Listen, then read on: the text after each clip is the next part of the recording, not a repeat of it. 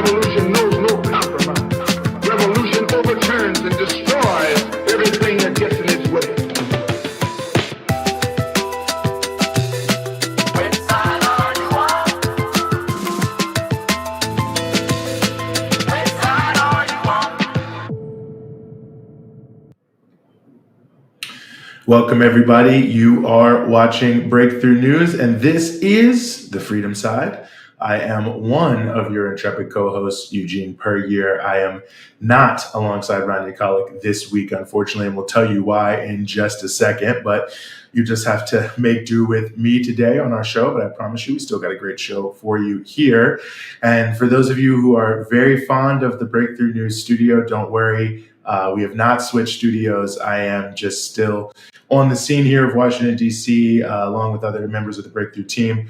As many of you may have seen yesterday, we were here in Washington, D.C. at a large-scale protest that took place outside the United States Capitol in response to the speech of Benjamin Netanyahu, Prime Minister of Israel, his joint speech to Congress. And we'll get into all of that, of course, today, but that's why we got a little bit of a different background here, because we remain in the front lines, so to speak. But welcome, everybody. We're happy to have you here. We got a great show, as we always do. For those of you who are watching on YouTube, I'll just remind you really quickly to go ahead and hit subscribe, then make sure you hit the bell for the things that you subscribe to, so that you can see all the great content here from Breakthrough News, including Dispatches with Rania Khalek, my co-host, who is out this week. But she is not just out frolicking, she is out on the beat, if you will. She's there in Venezuela, where we'll have upcoming elections on July 28th. And I think we have a short message from Rania in regards to that we want to play. Venezuela, where Breakthrough News is on the ground to cover the July 28th presidential elections, where Nicolas Maduro will be running against 9 opposition candidates. There is so much at stake in this election, which is why U.S. officials and their media mouthpieces are already trying to delegitimize the results and lobbing out accusations of fraud in case Maduro wins and it doesn't go their way. So we at Breakthrough News are here on the ground to bring you the reality of what's happening. Stay tuned for our coverage.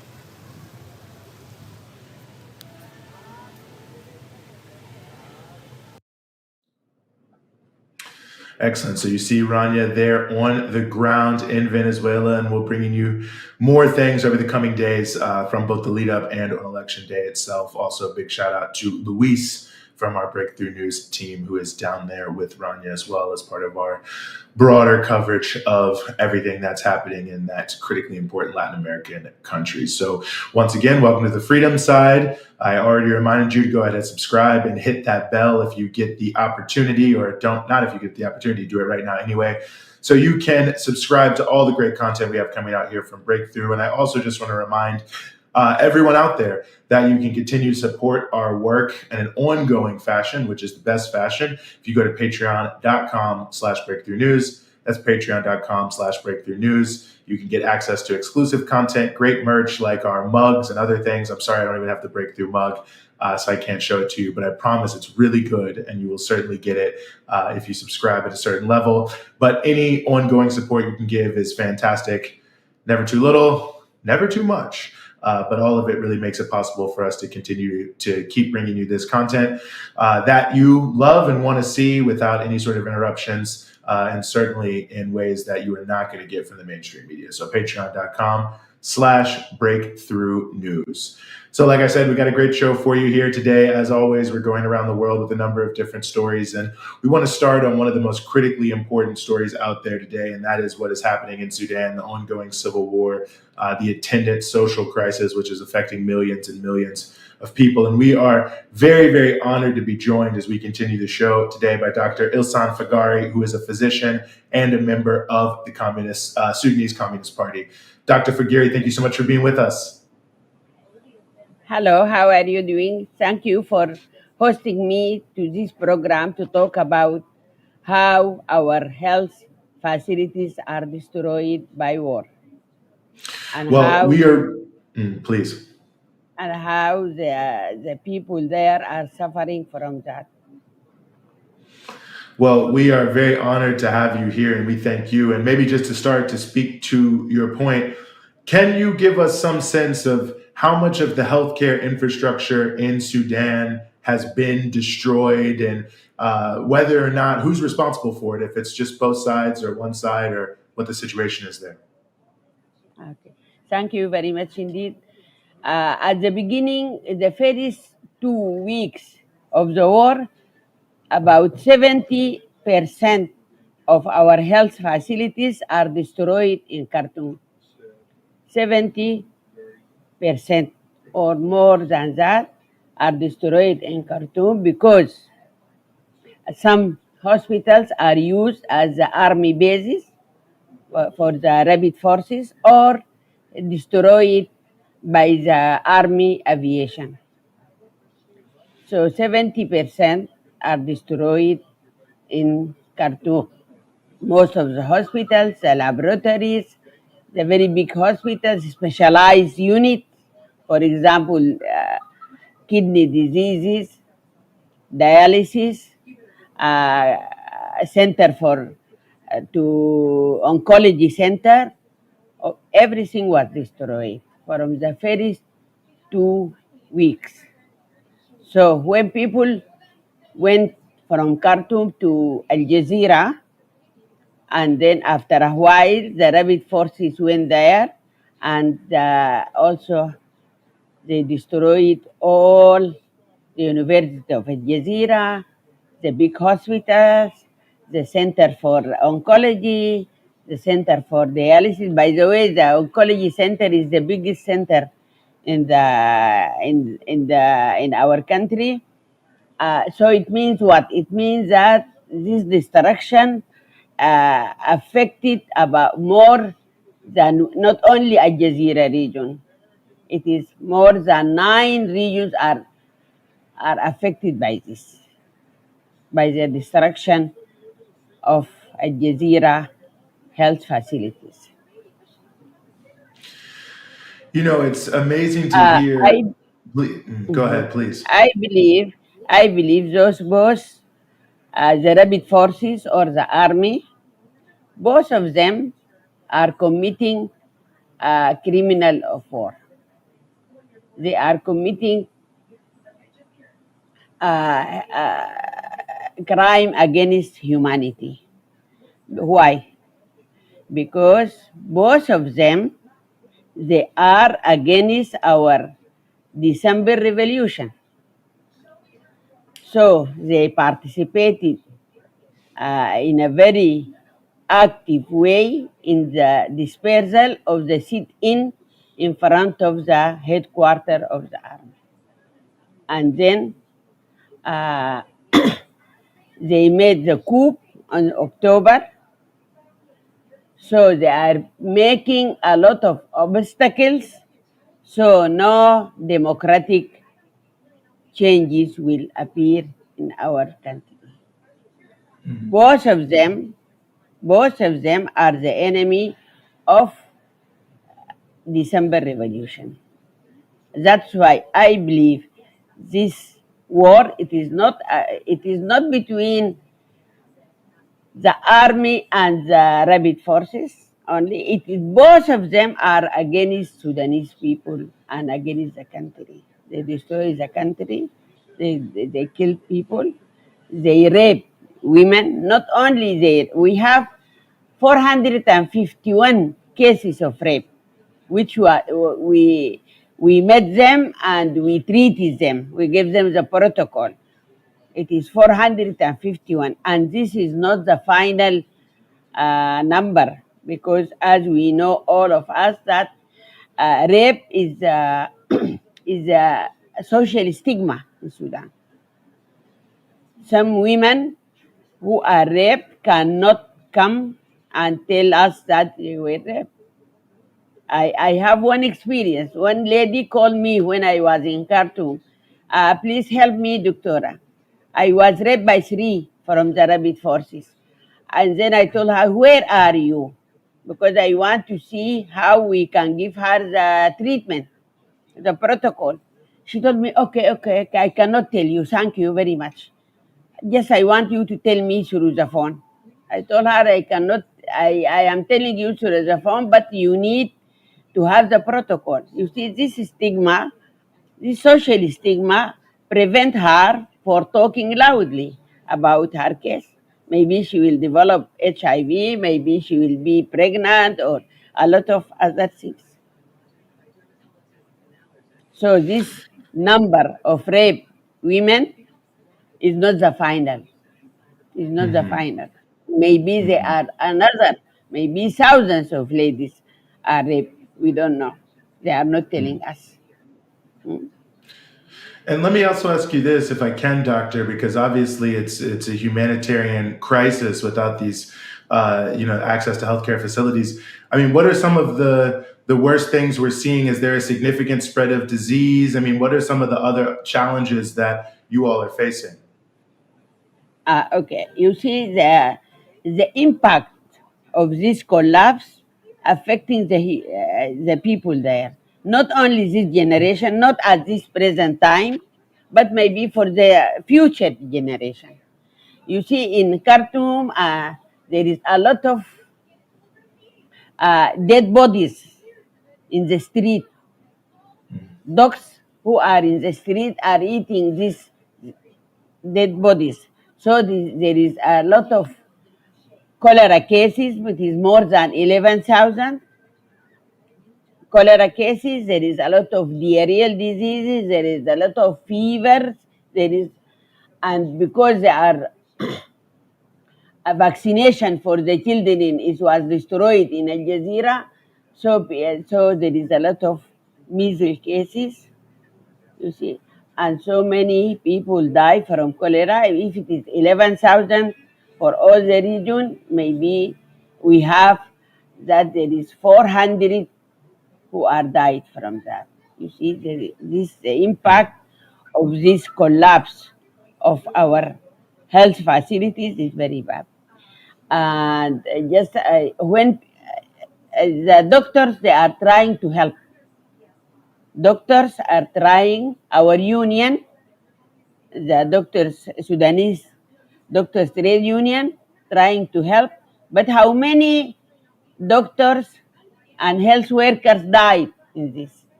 Killed. About 65 doctors and health workers were killed. And among them, there are 16 ladies and 49 men. So the situation is very serious, even because doctors, we are cooperating with the people, with the activists in the community. And again, the intelligence, the army intelligence, takes them. People who are making emergency room to help people, to provide them by food, to provide them by water, to provide them by some medicine, they were detained by the army intelligence. The army intelligence said that those people maybe they are cooperating with the rabid forces, and when in the area of the rabid forces will tell those people are maybe cooperating with the army. So we are between two very bad enemies. They are trying to kill us and to detain us, which is very serious. You see, Sudan is completely destroyed now. It's completely destroyed. Everything, not only the hospitals. You see, even they took us out of our houses, and they are there. And they destroy the houses. They destroy the houses. They are not only sitting there and then they took everything which is valuable, and they destroy that. So this is very serious. The situation in Sudan is very serious, medically and socially and psychologically. We are suffering from that. I wonder where is the international community? Where is the international community They are talking every time. The United Nations giving us so many days for human rights, day for so and so. What they are doing now? The human are killed. Are they doing this just for sure, or they are serious about to maintain the human rights? You see why international community does not contribute to help Sudanese people? Why? I believe because they got a role. I am just telling you, this international community got a role in this war because they wanted our resources. And this is the problem. You see, for example, the European Union helped Hemiti at the beginning. At the beginning, European Union helped Hemiti. Why? Because they want to prevent the illegal immigration. But those people in the West, they didn't ask themselves why our youth they want to live in the West. Why? Why Africa is poor? Why there is a lot of conflict? Because they are introducing so many, for example, in the economy, they are introducing this, what we call it, the World Bank, which prevent the state from contributing to the services. For example, education and health. Education and health was only for people who are rich, not for everybody. I wonder those people in the West, they got very nice education for everybody, and they got good health premises for everybody. Why they are preventing people there in Africa not to have? Although we have a very big resources, and they will benefit from. They are benefiting from our resources. That's why they are making conflict. That's why they are selling their weapons. Who made those weapons? This international community, I think, we must stand and tell them also this is what they are doing now to our Sudanese people. Also, it is a crime. It is a crime. It is against human rights. Well, Doctor, I have to say, I think that is very much the case from what you're saying here. And there is quite a bit to say and quite a bit to cover. And we really appreciate you being willing to join us to talk through some of this and give people a sense of what's happening in Sudan. So thank you so much for being willing to join us here on Breakthrough News. Thank you very much. I am very happy to join you, at least to tell other people what is happening in Sudan. Thank you very much indeed. Appreciate it. Thank you. And again, that was Dr. Ilse Fagiri, who is a doctor herself, a physician, also a member of the Sudanese Communist Party, which has been playing a significant role in organizing there on the ground, along with other forces and the resistance committees, neighborhood activists, as the doctor mentioned, who are trying to do everything possible to organize triage-style healthcare in a situation in Sudan where you've got, millions and millions of people. It's the exact numbers you never know. Sometimes it's 7 million. Is it 9 million? I mean, what is it in terms of displacements? Tens of thousands who have been killed, and that's people who are internally displaced and also displaced outside the country. Large refugee camps with tens of thousands of people in them. So as you can imagine, the situation there is extremely dire, and it certainly does not look as if it is having a major turnaround, unfortunately, as it concerns peace talks. So we'll continue to cover that for you here. There has been some motion, let's say, perhaps of some new peace talks, but it doesn't look like either of the different tracks, either in Saudi Arabia or Ethiopia or anywhere else, is moving forward. But we'll continue to cover what we can cover for you on Sudan. And of course, you are still watching the Freedom Side. And for those who are wondering again or just joining late, we have not changed our set here on the Freedom Side. We're just still on site in Washington, D.C.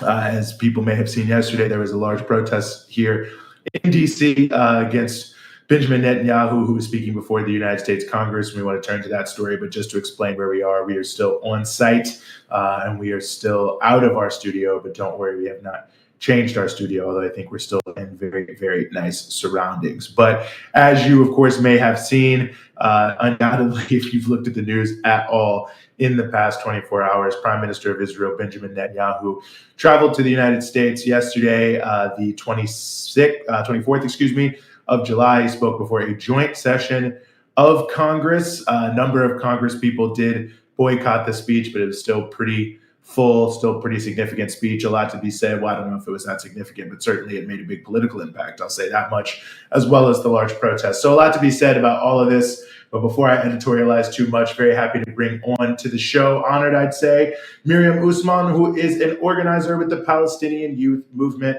Miriam, thanks so much for being with us. Thanks so much for having me. Happy to be here.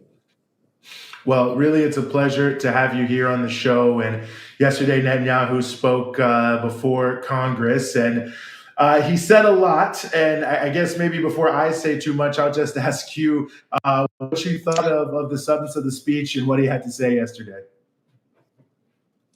Yeah, thanks, Eugene. I mean, I think most people would agree that in many ways, Netanyahu's speech yesterday was a total failure, not just in terms of the substance of what he delivered, but also what it did for the political establishment. I mean, if you look at the footage, we had televised footage of, nearly 50 standing ovations for a genocidal maniac, standing ovations for blatant lies that nobody is fooled by any longer. So really the violence of the political class here was barefaced in Congress yesterday. So that's one thing that this speech accomplished. But to get into a little more of the details of the speech itself, I think there's a few things that are important to draw out and that tell us a lot about the state of the war and Israel's genocide in Gaza. But first thing, I think, is he made it really clear that he is not interested in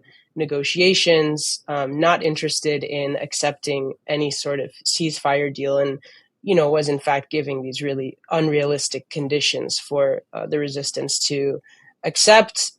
He said he is going to continue as long as it takes until quote unquote total victory, which of course we know they're not going to be able to achieve. So I hope it's clear, from this speech in his own words that really it's the Israelis who are refusing to negotiate. And this comes up time and time again, trying to blame the Palestinians for the failures of the negotiations. But now we have in Netanyahu's own words, we see exactly who it is who's responsible for the failure of these negotiations. The second thing that we saw was really this entire speech was a plea for faster delivery of military aid. And the way that he carried this plea out, I think, is really telling. It showed weakness on the Israeli side, but also he was raising the specter of Iran and a regional war in this. So he was making this argument that, supposedly Israel is the only thing standing in the way of Iran for the U.S. The U.S. has to give more aid. And, he said, I think, he said, fast tracking U.S. military aid would dramatically expedite an end to the war in Gaza and help prevent a broader war in the Middle East. So he's really almost threatening with continuing this and escalating to a regional war, which, as we know, the U.S. is really wary of. But again, what it's showing here is that there's an inability for Zionist forces to achieve any of their military goals during this war. And he's going to do whatever it takes to keep getting U.S. aid as fast as possible. And of course, we had all of these Congress people giving standing ovations for that. And then the third thing I want to mention just about the substance of this speech, if we look overall, and I think this is really significant, if we look overall at the way he was positioning himself, the things he was responding to, this was really far from the sort of victory speech that I think some people were expecting him to give. Instead, what we heard was a speech that was totally on the defensive. I think it showed the failure and weakness of Zionist forces in Gaza. And it showed that there's no room anymore for Netanyahu to continue this delusional lie that he's been peddling, that Israel is somehow winning this fight. Some of the political theater that he was doing, he was bringing like injured soldiers, telling their stories, just things that again were showing the cost that this has had on Zionist forces, and responding a lot to criticism. Half of his speech was, lies about civilian casualties. He just blatantly lied, saying that there, have barely been any civilian casualties. I think he said that it's the lowest ratio of non-combatant deaths in any urban war, which is a total lie. And there's just no room anymore for people to believe this lie. And I think that goes to show just the failure and weakness of this. Is no one is buying this anymore. No one except the warmongering Congress people who are standing up, applauding genocide.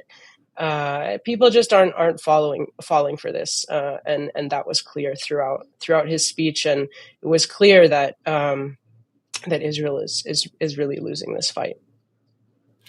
Well, I think those points are well taken. And, one maybe manifestation of that is yesterday, his speech was met by large numbers of protesters in the streets of Washington, D.C. And I think, a lot of it, people expected people to get tired, for, the movement to wane, for people to not come out. It was a Wednesday, and all those things turned out to be true. So, I guess I just want to ask, it does seem that speaks that there is still vitality left, not a lot of tiredness in the movement in solidarity with Palestine. I wonder how you evaluate that. Oh yeah, 100%. I think yesterday really showed that the movement is still really strong, really powerful, and really capable of creating a crisis for the political class. We saw tens of thousands of people take to the streets of DC, and people were facing horrific police brutality. People who are demanding an end to genocide and rejecting Netanyahu's disgraceful visit. We saw just this incredibly broad coalition asserting that the only place for this war criminal is behind bars. And again, I think what's really significant about the demonstration yesterday and about the movement in general is just the diversity of organizations that have come together, standing in solidarity with Palestine, standing for Palestinian liberation. There was over 100 organizations yesterday that endorsed and participated. We saw people on the streets from all walks of life, and people from all walks of life being attacked by the police. And another, significant development that we saw yesterday was the development within the labor movement. 7 unions, 7 of the largest unions in this country, who represent nearly 6 million workers. They all signed a letter demanding that the Biden administration immediately halt all military aid to Israel. And this is a really significant development here, a historic development. And at the same time, we saw this massive labor contingent at the protest yesterday. We had speakers from unions. So again, this is showing what we already knew to be true since the start of this genocide, what we already knew to be true from polling. But there's this broad coalition of forces that have come together on the streets, and that show, again, that the vast majority of Americans want an immediate end to the genocide. This is as simply a fact, and nobody can ignore this fact any longer. But the response of the political establishment has not only to ignore this fact, but to continue warmongering and to continue increasing repression. This repression is evidenced by yesterday's police response. It was a peaceful protest. We were asserting our right to be in the streets. And we were met with this massive police presence. The NYPD was there. Why are we spending millions of taxpayer dollars for the NYPD to be bussed and housed in a hotel in DC overnight? And as we were trying to be in the street, which is our right to be, we were met with pepper spray, with tear gas, with violence. And this is police again. Let's be really clear about this. Police are pepper spraying protesters who are standing against a nearly 10-month-long genocide that is estimated to, if it doesn't stop, the estimate is that over 180,000 Palestinians are going to die from this genocide. And instead, what we're seeing is the political establishment is choosing to protect a war criminal who is responsible for this genocide. But really, it's totally backfiring because they're showing their true colors. They're showing exactly who is carrying out the violence here. The only violence at yesterday's protest was the violence of the U.S. government, was the violence of Benjamin Netanyahu. Instead, they're repressing a group of people who are standing against genocide. But again, it's not going to succeed in quelling this movement. And the strength of this movement, I think, is going to continue for the foreseeable future. Mm-hmm. Well, one aspect of the movement, of course, has been, the evisceration of President Joe Biden's political campaign. At least one major part of it, of course, has been the anger around the genocide in Gaza. Now, of course, the Democrats have shifted their ticket. Should people have any expectation of any significant change in U.S. policy with Kamala Harris ascending to the Democratic presidency and potentially nomination, and potentially becoming the president? Or is it really a continuum with what we've seen with Biden?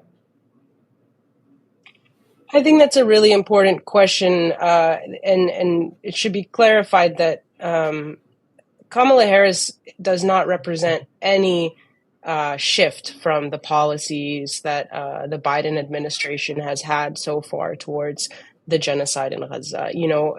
We've seen her speaking at AIPAC. She's consistently come to defend, Israel has quote unquote the right to defend itself, supporting Israel, signing off on giving billions of dollars of military aid to Israel. So she represents the exact same line as Biden and as the vast majority of Democrats. I think yesterday too, there was some confusion about, Kamala didn't attend and a whole bunch of Democrats didn't attend. But we need to be clear that this isn't because of their position on Israel. All of these people support Israel. This is because the movement for Palestine has made it politically untenable for them to come and give a standing ovation to this genocidal maniac along with their colleagues in Congress.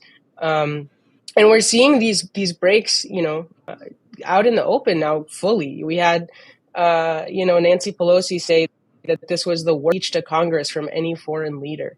But again, let's be clear. This isn't because she, has any kind of solidarity with Palestine. No, not at all. This is because that, appearing like you're on the same side as Netanyahu is no longer viable politically. And it's us, the movement, that have exacted that political cost. And there's a real crisis for the Democrats right now. But I think one thing is clear is that people are not confused about this. People are really clear that the policy of the Democrats is the policy of U.S. imperialism, is going to be the policy of maintaining support for Israel, even as we start to see some movement with Democrats, calling for ceasefire, calling for a deal. Again, we have to remember that our demands go beyond ceasefire. Our demands are for the total liberation of Palestine, and our movement has to reflect that in continuing past, a potential deal or anything of that sort. Well, let me ask you this in the last couple of minutes we have here. I think one factor in all of this discussion that often gets lost is, the U.S. is going to do this, Netanyahu is going to do that. But it really seems that when we look at the course and the tenor of things, that maybe the real force that is shaping the entire contours of the conversation is the resistance of the Palestinian people, because all of the various schemes that have been frustrated so far from both the U.S. and Netanyahu, well, it's only because they haven't been able to succeed on the ground. 100%. Yeah, I'm really glad you mentioned that, because at the end of the day, it is the strength of the Palestinian resistance on the ground and the steadfastness of all the people of Gaza who've been enduring this brutal genocidal war for almost 10 months now. That is the real determining factor here in what is going to happen moving forward, and in the potential and for Palestinian liberation. Our role here in the belly of the beast is to continue putting pressure on the ruling class, is to continue making support for this genocide untenable, to continue calling for a ceasefire. And I think we're succeeding in that role, and the movement is succeeding. But in Gaza, as we saw from the speech, as we see every day, Israel is not achieving any of its military goals. The Palestinian resistance remains strong, and it's growing stronger. And instead, Zionist forces are relying on a strategy of total annihilation. They can't achieve any of their goals. And it is the Palestinian resistance ultimately that is gonna decide the outcome of this, and is gonna be able to achieve liberation for the Palestinian people. Miriam Osman of the Palestinian Youth Movement, really appreciate you joining us here on the Freedom Side to help us sort through it all. Thank you so much, Eugene. Happy to be here. Mm-hmm. Well, we are going to keep the movement moving forward, as we were talking about Kamala Harris, who, of course, is now, well, I guess soon to be, perhaps, I think I can predict that, the Democratic nominee for the President of the United States. There's a lot of different elements, from Gaza to climate change to inflation to all sorts of policies that are going to be under the microscope vis-a-vis how she is going to respond. And to talk a little bit about this initial rollout, if you will, of Kamala 2024. We are very, very honored to be joined here on the show by Briahna Joy Gray, who, among other superlatives, is the host of the Bad Faith podcast.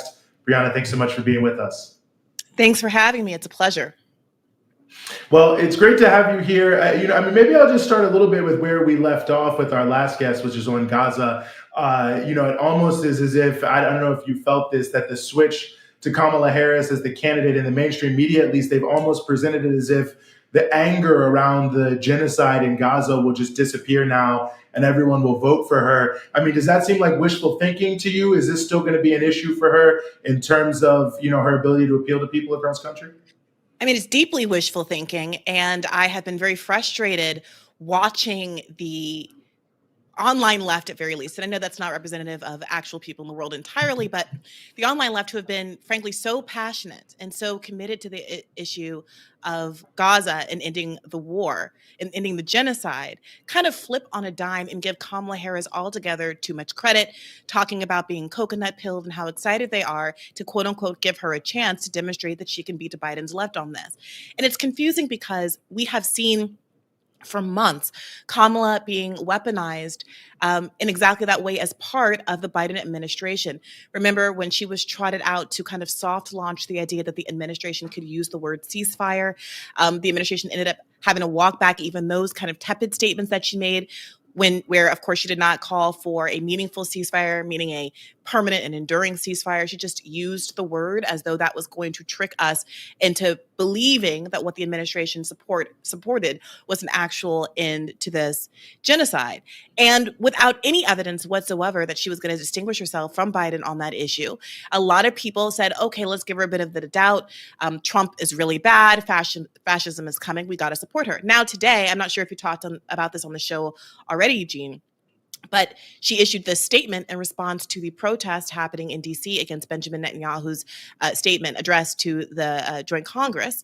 And it really demonstrates that there is no air between Kamala Harris and Joe Biden. And I'm happy to get into it in more detail if you haven't already talked about it on the show. But it's really, frankly, disappointing. Well, I think we should get into it because I think people, are maybe confused about this. And I did see the statement. We haven't talked about it yet. But yeah, I mean, it really just seemed like a carbon copy of what we've seen from Biden, not just in terms of the substance of the policy, but also just the approach to the idea of protest and mass movements. Yeah, absolutely. I mean, I don't know if you'll bear with me when I read just a little bit of it. It's not that long. But she says, yesterday at Union Station in Washington, D.C., we saw despicable acts by unpatriotic protesters and dangerous hate-fueled rhetoric. I condemn any individuals associating with the brutal terrorist organization Hamas, which has vowed to annihilate the state of Israel and kill Jews. Pro-Hamas graffiti and rhetoric is abhorrent, and we must not tolerate it in our nation. I condemn the burning of the American flag. That flag is a symbol of our highest ideals as a nation and represents the promise of America. It should never be desecrated in that way. And then wraps by saying, I support the right to peacefully protest, but let's be clear, anti-Semitism, hate, and violence of any kind have no place in our nation. And of course, as I'm sure you're aware and have covered extensively, so many of the protesters were themselves Jewish. And of course, they are not supporting terrorism. They are objecting to the terrorism that has been inflicted on the people of Palestine for the last 10 months/75 years. Well, I think it opens up maybe the other main question, at least amongst people on, the progressive side of the ledger here in the United States is, with this sort of candidate in and candidate out element of the Democratic Party where, there's some, genuflection towards progressive ideas, progressive causes in the context of the campaign. But the basic statement is, if you want to see any of these policies too bad, too sad, you have to moderate, you have to, curtail your ambitions. If in this context, okay, Biden is now gone, there's some energy coming around Kamala Harris, of course, from Democratic partisans. But I think the question still remains the same. If people are concerned about the direction of the country, it's moving too far on the right, too much in an anti-working class direction, too many other challenges, not addressing climate change or whatever, how do we actually stop this? And does representing for just a more enthusiastic version of the same program really set us on the course to turn things around here?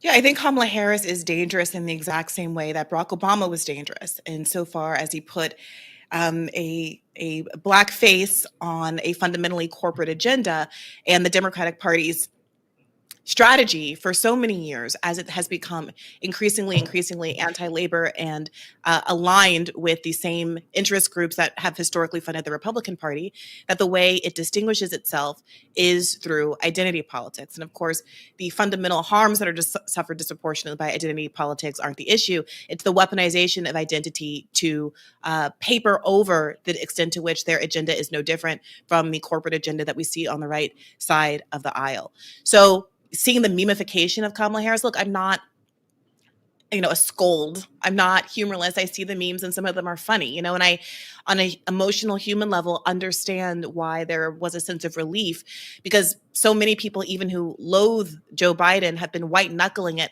watching him struggle through speeches and just wondering how the Democratic Party could have sunk so low as to tie the collective fate of the country and quote unquote defeating Trump and quote unquote saving democracy to a man that was so obviously unprepared to beat Trump. I understand the relief. I really do. But I guess I expected more discretion. I expected more circumspection from leftists who understand how these power dynamics work. I mean, it was just reported that among the enormous campaign donations she got, one was from one particular billionaire in a $7 million quantity, and he immediately went on the news shows, on the cable news shows, and started demanding Kamala Harris fire Lena Khan, one of the only bright spots of Joe Biden's administration. And that's exactly the play for play that we understand works. It's why so many of us were supportive of the Bernie Sanders campaign, which set records for small dollar donations and rejected all billionaire funding. And frankly, it's disheartening. It's disappointing to see how, because of a few, brat memes and coconut pill memes and context memes, so many people were willing to give Kamala Harris the benefit of the doubt over the past few days. I am hopeful now that following this statement, following a statement also from her husband, Doug Emhoff, where he says in so many words that there will be no flagging in America's commitment to Israel and enabling it to quote unquote defend itself, that Kamala is simply the same policy in a different package. I saw a tweet the other day, about some of the early things that have happened with Kamala and some of the calls and the organizing that was going on, or quote unquote organizing, I guess you could call it. But I thought the tweet was poignant because it said tens of thousands of people getting on a call to talk about how to organize to help Kamala unconditionally, while skipping over talking about how to organize around priorities to leverage on her. And it made me think of something that I think you've been really laser focused on, as it concerns how progressives moves things forward, which is if you have leverage, you have to use it. And it just feels like this is another moment where we're seeing this kind of capitulationist logic almost seep into the minds of so many people who, I think ostensibly want things to get better in the country, but, have no instinctual understanding of the way power politics is and can be played.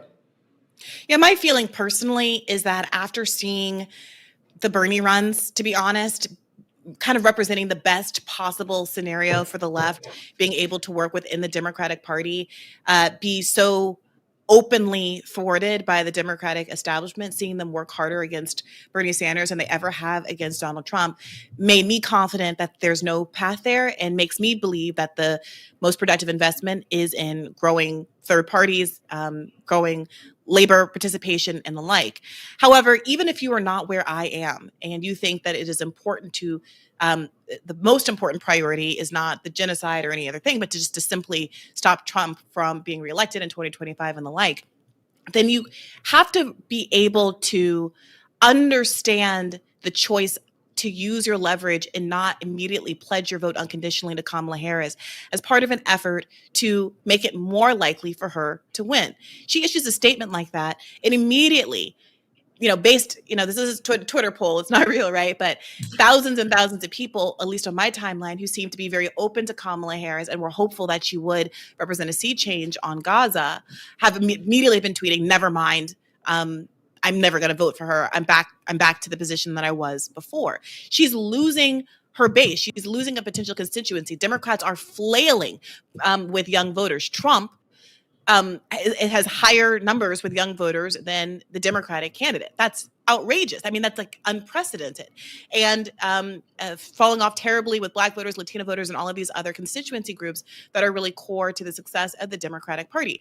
If you do want Kamala Harris to win, you are not doing her any favors by saying, yeah, she can beat me like a whipping boy and I'm not going to say anything about it, because there's too many people who are uncompromising. What you need to do is realize, or help her to realize, that there is a bigger base of people who are willing to come out and vote and actually support her if she actually supports majoritarian populist priorities that include the majority of Americans wanting there to be an end to the genocide in Gaza.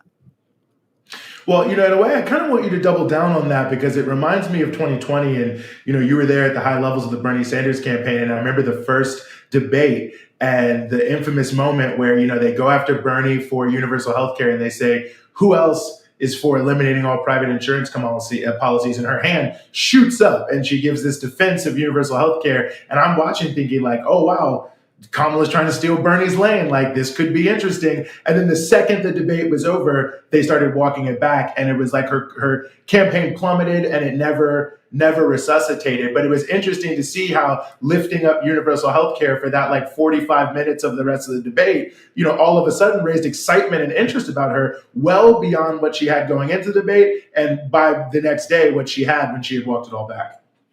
Yeah, that was a scary moment, frankly, for us at the campaign, because it wasn't just Kamala's campaign. It was also, I think, Elizabeth Warren's, where this argument was out there, in the legacy media that hated Bernie, that what's the point of Bernie if you can get a woman version or a Black and Indian version or a, Pete Buttigieg, a gay version, right? A younger version. Like, these were all arguments that were being bandied around. And it took basically all of those campaigns sort of self-destructing in those ways, walking back their progressive promises over the course of the summer and early fall before Bernie finally moved into the number 2 spot, if you recall correctly. And Kamala Harris has had a series of moments, not just in that campaign, but also as a vice president, where she has gone too far and had to walk it back. And you can read that two ways, right? It might really be possible that her instincts are more on the progressive side.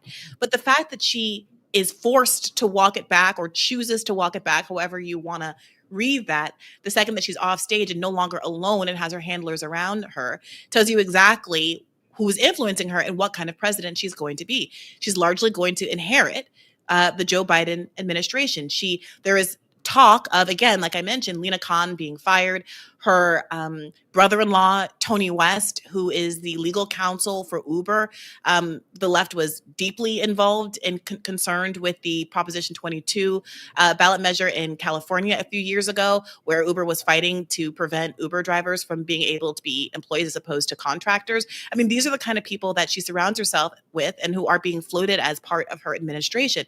So I would really implore the left to not forget the lessons that we understood about how power works in Washington. Bernie, the trust we had in Bernie, and I understand all of the disappointments that we have in him now, and I share them, as anyone who follows me on Twitter or elsewhere knows. But the trust wasn't just out of nowhere. It came from a 40-year record of taking hard votes on hard issues, but also the fact that he was genuinely independently funded. And when people are championing these enormous sums that Kamala has been able to fundraise in the last, 48 hours or so, I think there should be a lot more scrutiny as to who is donating and what they expect in return. I think one other important point, and maybe also an important contrast with 2020 and then the tenor and the tone of the campaign that year, is her own history as a prosecutor. So, before we let you go here, I wanted to touch on this because obviously she's leaning into this now. I've seen, some of her supporters saying, she's the prosecutor, he's the convict, and November we're all the jury. And, obviously we're in this backlash moment from what we saw in 2020, what we saw in Ferguson and Baltimore, the issue of changing the criminal justice system. And I guess it feels almost like a lot of people are looking at this as another issue of, well, that was in the past, that was a long time ago. But should we still really actually be focusing in on this element of her record, which I think speaks so heavily to the African-American community, which allegedly she's supposed to be representing? Yeah, I mean, I think this should have been an issue. And I know that I wrote about it back at The Intercept during her, after she'd launched her primary run and before I left to work on Bernie, and talked about it at length once she was picked as the VP candidate, because I couldn't believe it, frankly. We were in the middle of the summer of 2020. There seemed to be some indication that there was sensitivity in the Biden administration as to who he was going to pick, because Amy Klobuchar allegedly was not the VP precisely because she had been a prosecutor in Minnesota who had let one of the perpetrators of, Derek Chauvin, off for a previous infraction. And so it did seem like there was at least some self-awareness that in a Black Lives Matter moment, you couldn't pick a literal cop, right? A prosecutor. And then Kamala seemed to get a pass, I think, largely because of her race. And it's very similar to the trajectory she's had for an entire career. When she won her first DA race in San Francisco, she beat a progressive prosecutor, I believe his name is Tom Hanlon, who was white, but progressive, and Kamala ran against him with a tough on crime message. Back at The Intercept, Lee Fang actually wrote a piece where he went to the archives in San Francisco, to the library, and was able to find the flyers that she was distributing at the time. And it's all like Willie Horton ad stuff with chalk outlines and, Latino torsos with gang symbols on tattooed on them with guns, saying enough is enough, and literally hitting Hanlon on his record because he had not locked up enough people. Really using the kind of right-wing talking points that are very familiar as we're talking about Chesa Boudin and our other kinds of Larry Krasner, progressive prosecutors today, and the flack that they get from the right. That was Kamala Harris. So this idea that those of us who are pointing that out are unfairly maligning her as a cop. No, she described herself as a top cop. I'm old enough to remember back in 2019 when people were horrified by that clip of her walking around saying, mockingly, more schools, not jails, more schools, not jails, as though that's not exactly what we should be doing, as having more support for education and other kinds of social supports, as opposed to fueling the mass incarceration machine. And in fact, I just spoke with Alec Katsanis on my own podcast, Bad Faith Today, about her prosecutorial record, and also about this recent piece that he has written about how body cameras are an enormous scam that was sold to progressives as a method to limit police violence, which they don't in fact do. And I think we all need to take lessons from the mistakes that have been made and the trust that we've put in various interventions, and understand that the propaganda is so deep and so strong, and we have to get more disciplined and more clear-eyed about who we're throwing our support behind, because I do agree that we are at a tipping point, not the same tipping point that liberals kind of hand-wring about on mainstream news with Donald Trump and the end of democracy. But I do think that a window is opening here because of the historic unpopularity of these candidates. And it's a really important moment to be looking at third-party alternatives and radicalizing people against the Democratic Party. Mm-hmm. Well, Briahna Joy Gray, as always, appreciate the opportunity to talk to you about all the things going on in the political world and elsewhere. You are the host of the Bad Faith podcast, which I hope everyone is checking out. Thank you so much for giving us some of your time here on the Freedom Side. It's my pleasure. Thanks, Eugene. Mm-hmm. Well, we want to keep moving forward here. And for some of you who are using Windows, I know last Friday, well, I don't know, maybe it was good because maybe you had some time off, as it were, but many others trapped in airports, unable to do critical things because of a massive outage that took place across Microsoft systems because of a allegedly failed patch that was uploaded by CrowdStrike, the cybersecurity firm. So to get into all of the implications of this, we are very happy to be joined by Chris Garaffa, and they are the co-hosts of the Covert Action Bulletin podcast that I had the pleasure of recording something for recently. Chris, thanks so much for being with us. Eugene, thanks so much for having me on here at Breakthrough. Well, as always, it's a pleasure to have you on. And, I guess maybe let's just start here on the sort of CrowdStrike issue. They said that they uploaded this patch. It was a mistake. But, who is CrowdStrike really? What do they do? How do they have so much sort of control over so many people's computers and computer systems? Well, among a number of the other things CrowdStrike does, what they primarily make is called EDR, Endpoint Detection and Response. It's kind of like the antivirus software that hopefully everyone's got on their computer, but it looks for intrusions, people trying to run malicious code on your computer, things like that. So it's like a souped up version of antivirus software, effectively. That is one of the biggest businesses they have. They also do cyber investigations, and I want to talk more about that as well after we kind of get into this and through this initial what happened last Friday. They're a giant company. I mean, until last Friday, maybe the biggest customer people knew of that they had was the DNC and the 2016 Clinton campaign. They're not one of those, software packages that you go to an app store and download for your own home computer. This is something that your systems administrator at work, your IT people are going to be installing on your computer, updating remotely and updating automatically so that it can detect threats and detect potential attacks or malware on your computer. Well, Chris, I'm glad you brought that up because, it seems like CrowdStrike's, various different cybersecurity elements. I can remember, and I'm sure you can give me the details here, they were very involved in sort of the Russiagate thing and warning against this or that element, sort of holding themselves up to be, the shield that could protect people here in the United States from the evil that's everywhere else in the cybersecurity world. But it seems like there's some connection between that and their attempted or their ability to gain such large market access because they seem to have fit themselves very much in this niche of linking cybersecurity and quote unquote national security concerns. Well, certainly, and it doesn't hurt that their chief security officer at CrowdStrike is a guy named Sean Henry, who is the former executive assistant director at the FBI.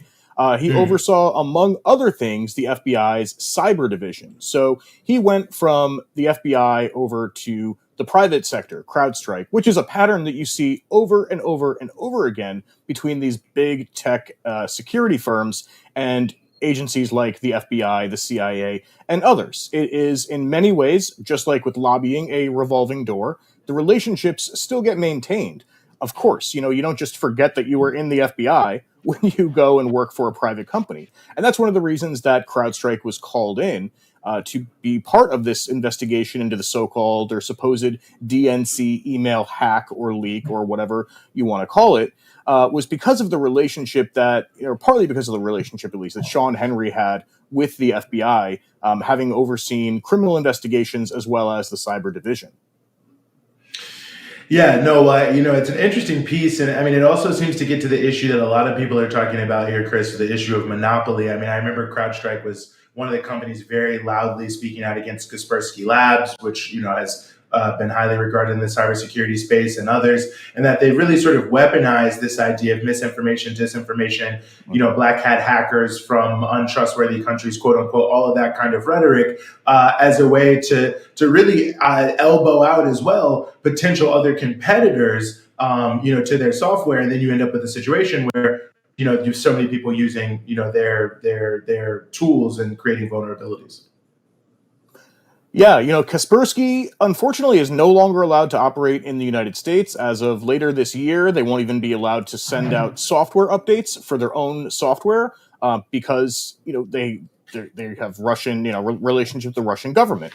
It's an absolutely ridiculous move by the U.S. government to ban Kaspersky, but CrowdStrike certainly is benefiting from that decision.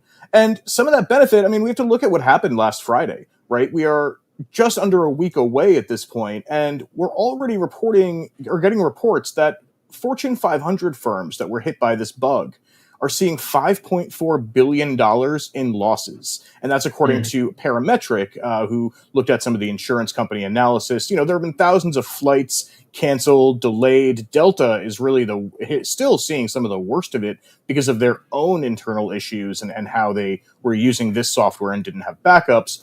We also saw 911 centers being shut down for hours because of this. People could have lost their lives, unfortunately, because of this software bug.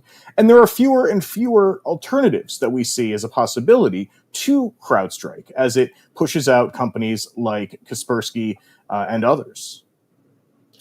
Well, and I guess it brings me to another point, Chris, which is, when we see things like this happen, I guess, just being that kind of person, I think a lot of people might say mistakes happen, blah, blah, blah. So is it just as simple as, creating more alternatives in the market, or is there something deeper we should be looking at here with how we're securing, these systems? Because more and more of our lives are in the cloud, more and more things are online, and it just seems like this is only going to become a more and more significant fear and worry for people.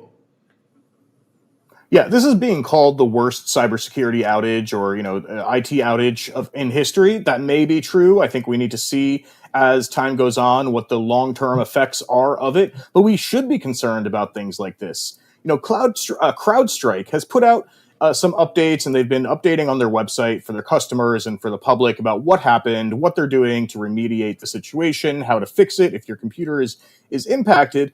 But one of the things that they say is that what you see constantly when there's a situation like this, we're going to have better testing, we're going to do better, we're going to improve our own internal processes.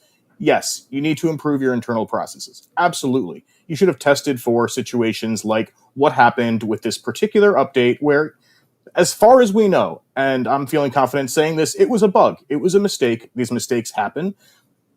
Yes, they should be testing further, but in fact, what we need for this kind of massive product that so many people rely on, so many industries rely on, that impacts millions of people, if not billions around the world, we actually need government oversight, which we really don't have and don't at this point have a path towards getting.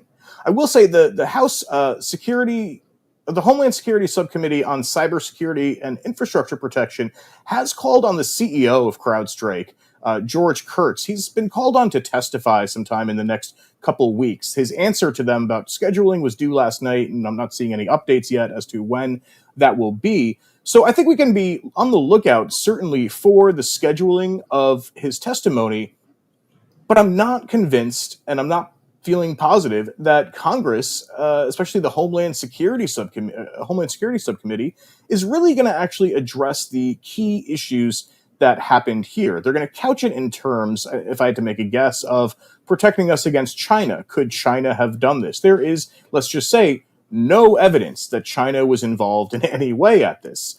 But that subcommittee oversees CISA, part of the federal government, and CISA likes to make a big deal about every perceived threat that they see coming in from China. It's part of the extension of that clean network campaign that we saw under Trump that continues in other names and other forms under Biden. So we need real processes, oversight, and penalties for when things like this happen, whether they're mistakes or not, for these giant companies, because we can see that they impact people's livelihood and can impact people's lives, period. I think that's such a crucially important point. And we talk about government oversight and regulation in different pieces. And especially when I'm thinking about what you're saying about the subcommittees and the government and how they interface with these private companies. I mean, if there's some conversation in rounds in terms of, what it means to have appropriate oversight is to have more public ability to look into the code, the algorithms, all these different things. Because since this is all proprietary, I feel like, the government will say, well, we talked to the company and we looked at X, we looked at Y, and we feel Z way about it. But, someone like yourself or others don't have the same ability to go in and sort of, check the footnotes, if you will, of what we're being told about the threats, the vulnerabilities, and what takes place. And to me, it seems like something akin to like if a train crashes and everyone wants to know all the details of what happened and how the train crashed and how the company was working because they want to be able to judge for themselves. And it feels like when we have these massive cybersecurity issues, we have just so much less of that because of the proprietary nature of some of this software. Yeah, absolutely. I'm a big proponent of open source software, meaning that anyone can go in, look at the code, inspect it, read it, even possibly modify it and make it do what they want it to do for themselves.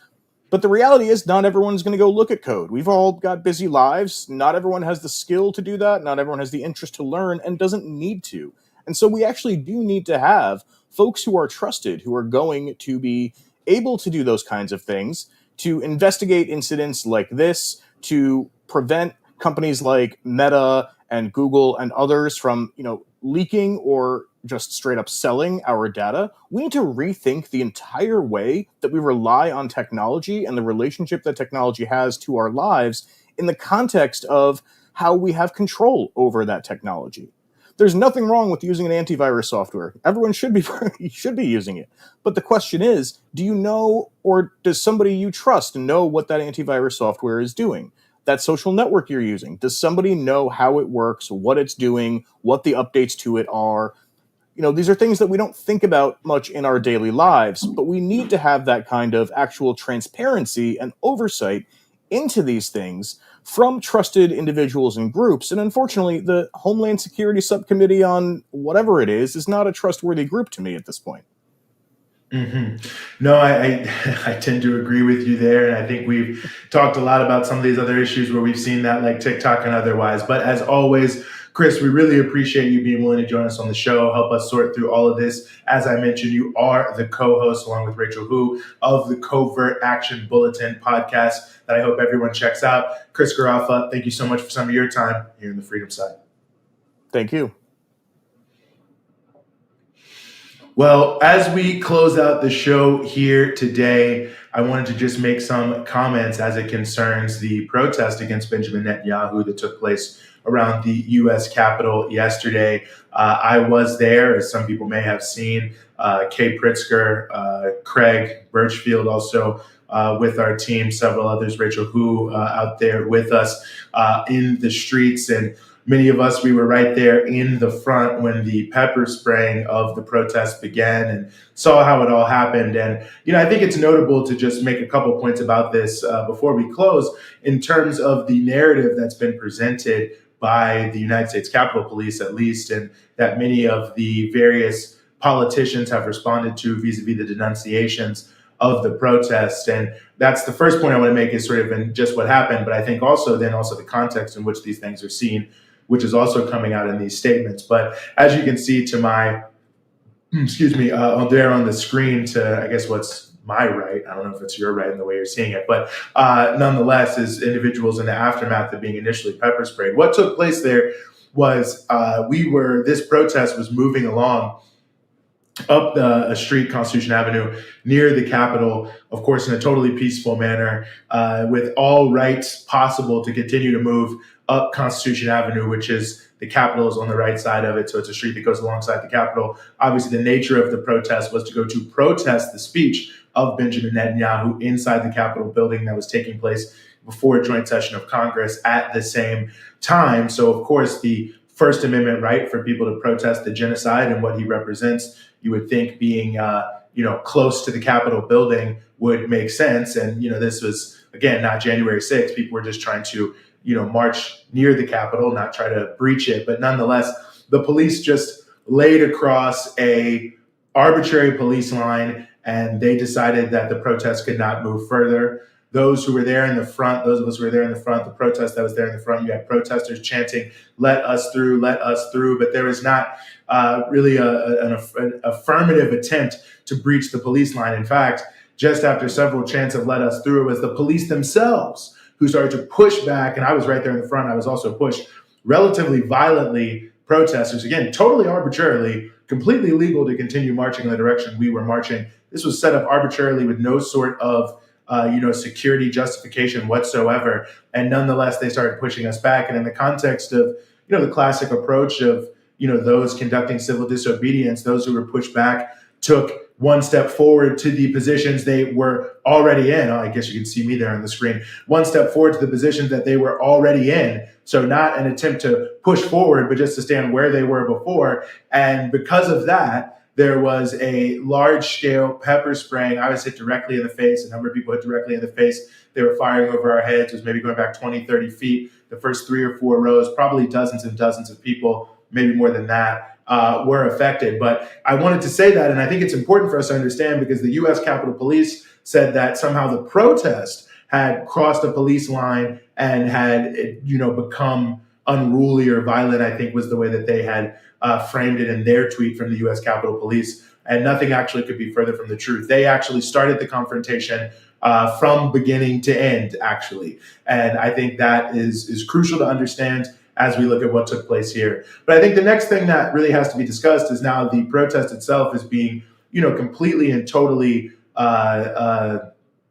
attacked by many of these politicians who are 100% in support of the genocide of the Palestinian people. Now, the beheading of babies, the incineration of babies, the destruction of homes, universities, hospitals, the entire medical system, the entire educational system, they're okay with that. They're happy to sign off on $14 billion, sending bombs to, again, behead babies and, to create all sorts of genocidal carnage. That's fine.